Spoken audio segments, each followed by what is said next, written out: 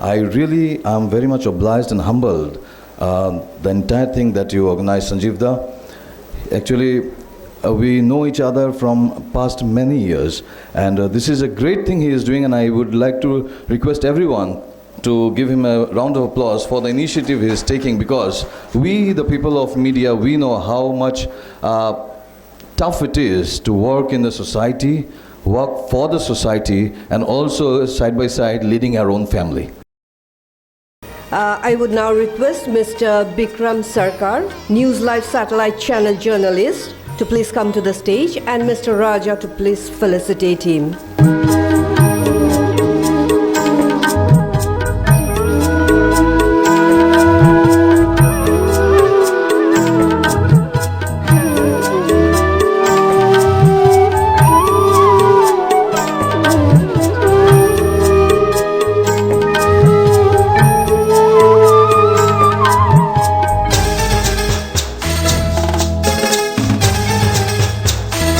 I would now request Mr. Bikram Sarkar to say a few words. সবচেয়ে প্রথমে আমি ধন্যবাদ জানাবো নিউজ 24 চ্যানেলকে, সঞ্জীব দা এবং ওনার পুরো টিমকে। আজকের এই মঞ্চ যে উনি দিয়েছেন, সবাইকে সম্মাননা জানাচ্ছেন, সেটার জন্য বেশি লম্বা কিছু বলবো না, কারণ আমরা জানি বেশি বলা শোনা সবাই বেশি ভালো পায় না। But the important thing is each and every person who works, they deserve or they feel like inside that recognition is necessary. And this kind of a program, whoever, from whichever department they are working in, or maybe not from the media only, but from the society, from any of the department, from official departments or those who are working in different places, if they are working good, they deserve recognition. And this kind of a program that inspire the people to do good work. I really am very much obliged and humbled the entire thing that you organized, Sanjeevda. Actually, we know each other from past many years, and this is a great thing he is doing, and I would like to request everyone to give him a round of applause for the initiative he is taking, because we, the people of media, we know how much tough it is to work in the society, work for the society, and also side by side leading our own family. Thank you.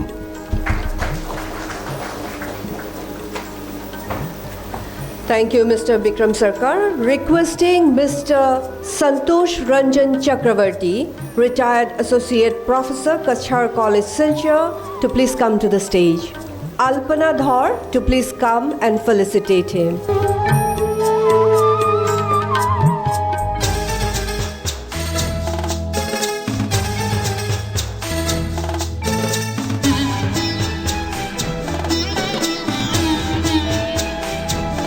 I would now request Mr. Santosh Ranjan Chakravarti to say a few words. Good evening, everybody. It's a wonderful occasion. I feel honored for being invited here and being felicitated in this manner. I have known Sanjeev Bhattacharya for years now. And he actually had told me long ago about this date. I didn't have much of an idea, honestly, frankly. But being here in the midst of these wonderful people, presently, honestly, I feel very happy. I should begin by paying my regards to the great singer, my condolences to the bereaved family, and expressing very honestly that, like many people, I also did not know Jubin Garg so much. Now, when after his sad demise, I heard a lot of his songs, and I felt that he was an exceptional person. An exceptional person, no other word better suits him. Coming back to NE24, language, English news, multilingual. This is the word that catches my attention. Look,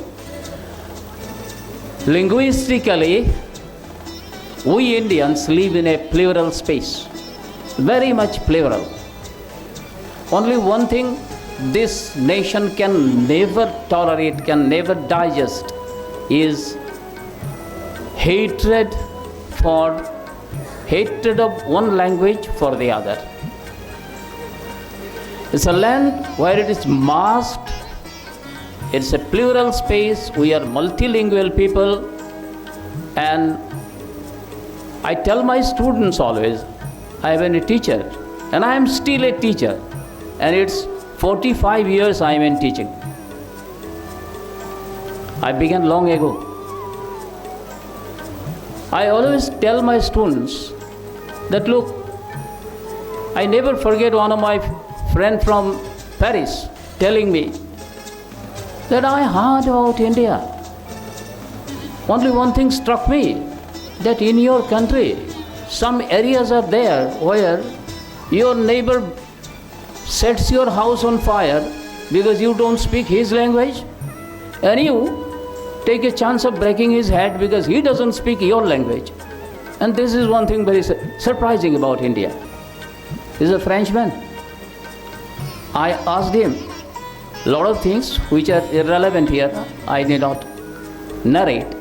I keep telling my students that language hatred is our enemy. Love for language is the only alternative. We got to be multilingual. Language is a big subject in our country. And every region of India has its own speciality. Here in Barak Valley districts of Assam, Assamese, if somebody says, I can't speak Assamese or I don't understand Assamese, I consider it a lacuna. It's a shortcoming. If you say I can't speak Hindi, even if you say I do not understand Bhojpuri, I consider it a blemish. Bangla, with all its varieties present here, wherever, whenever, in whatever condition it is necessary, one should be very comfortable. Because language is what helps you to communicate. I'm a teacher of literature, language, mostly language. Language is my favorite area. And whenever I speak on my associated subject like soft skill communications, I always tell students to understand what is soft skill. You speak a lot and thereafter you find that you are not understood or misunderstood, meaning you didn't speak anything. I have seen youngsters, young teachers entering into teaching profession, coming back from the classes and blaming students that they don't understand anything. I have always reminded them. I have groomed so many teachers in my life. I have always reminded them, if the students couldn't take you, it's your fault. It's not the fault of the students. Never blame students. They don't come ready-made before you to receive from you. You've got to be flexible and develop your own methodology to handle your subject. And this is what life teaches us. Look, we are here, we have assembled here, being invited by a media house, and sitting there, looking at people around me, I reflected on how actually this news service began. It's more than 2 centuries. 2 centuries. 59, 60 Christian AD or whatever we call it today. It began as an information, royal information to people. Day in French, jour is the day, and from the jour, journal. One day news later, Not always, not every day. Whenever conveyable news used to be there, from by royal patronage, one-page news used to come, printed or in whatever form, manuscript. From there, it's a long journey. Today, when people very frequently refer, somebody said here that is the fourth pillar of democracy. It's a debatable thing. Media today is diversified, widely diversified. It's not the print media, a daily newspaper in the morning with a cup of tea. It's always, we are constantly being heckled by media. And informations, equally combated by misinformations, create such a pull that it creates a kind of cauldron where ultimately being churned out of it, something comes out. Because everybody holding a handset mobile phone, fake news is galore over there. And thereafter, someone tells that this is right, this is wrong, fact check, all these things. Look where we are. Media people at one time or down the history of their progress, they have always walked on a very risky path. Very risky path. Because temptations of yellow journalism is there, paid news is there, and what not. So, to opt for becoming a journalist takes courage. Anybody and everybody will not opt for it.